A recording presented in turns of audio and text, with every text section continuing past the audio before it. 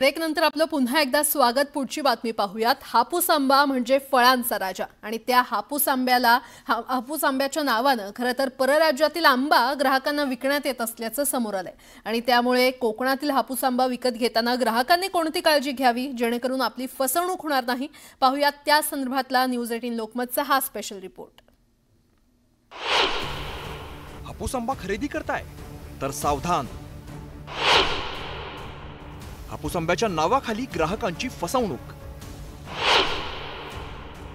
हापूसच्या नावाखाली कर्नाटकी आंब्याची विक्री। हापूस आंब्याचं नाव जरी काढलं तरी अगदी लहान मोठ्यांपासून सगळ्यांनाच तोंडाला पाणी सुटतं। त्याचं कारणही तेवढंच रसाळ आहे।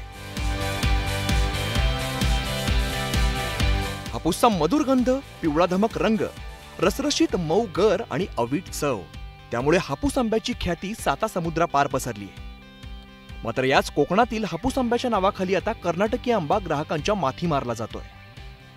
जो आंबा आहे तो आतून कटिंगला टोटली पिवळा त्याच्यामध्ये येणार, रेषा येणार आणि आपला जो कोकणातला आंबा आहे तो टोटली केसरी पद्धतीचं त्याचं कटिंग राहणार। बरोबर आहे, बरोबर आहे, बरोबर। फसवणूक म्हटल्यावर आता ज्या गिरायकाला स्वस्तातच आंबा हवा आहे त्याला थोडासा हा कर्नाटकी आंबा स्वस्तच पडतो ना, त्याच्यामुळे गिरायक याच्याकडे आकर्षित आहे।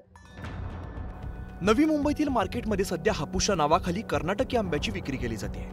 त्यामुळे आंबा खरेदी करताना ग्राहकांनी कोकणातील देवगड हापूस आणि कर्नाटकी आंबा यातील फरक ओळखण्याची आवश्यकता आहे। या दोन्ही आंब्यात नेमका फरक कोणता आहे ते पहा।